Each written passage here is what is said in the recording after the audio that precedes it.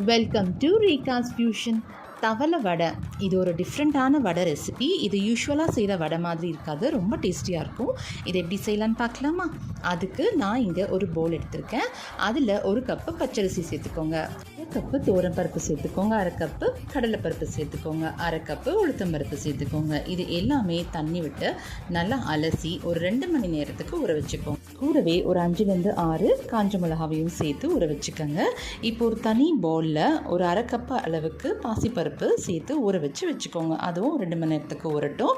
இப்போ ஊறினதும் ஒரு மிக்ஸி ஜாரில் ஊற வச்ச பருப்பு சேர்த்து கொஞ்சமாக இஞ்சியும் சேர்த்து கொரப்பாக அரைச்சி எடுத்துக்கோங்க. இப்போது பாசிப்பருப்பை கடைசியாக நம்ம சேர்த்துக்கணும், அதை அரைக்கக்கூடாது. இப்போ ஒரு சின்ன பேன் வச்சுக்கோங்க. அதில் நெய் விட்டு கொஞ்சம் கடுகு, கருவேப்பிலை, பொடியாக நறுக்கி வச்ச தேங்காய், கொஞ்சமாக பெருங்காய பொடி சேர்த்து நல்லா வதக்கி விட்டு இந்த மிக்சரில் சேர்த்திக்கோங்க. இப்போது தேவையான அளவுக்கு உப்பு சேர்த்துக்கோங்க. சேர்த்து நல்லா கலந்து விட்டுக்கோங்க.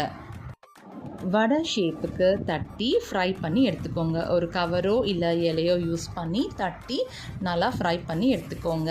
எண்ணெய் சூடாடிச்சான்னு செக் பண்ணிவிட்டு 2 பக்கமும் நல்லா செவக்க வறுத்து எடுத்துக்கணும். இது யூஷுவல் வடை மாதிரி இருக்காது, ரொம்ப டேஸ்டியாக இருக்கும். ஏன்னா இதில் நம்ம தேங்காய் சேர்த்ததுனால அதை நம்ம கடிக்கும்போது அந்த டேஸ்ட் ரொம்பவே சூப்பராக இருக்கும்.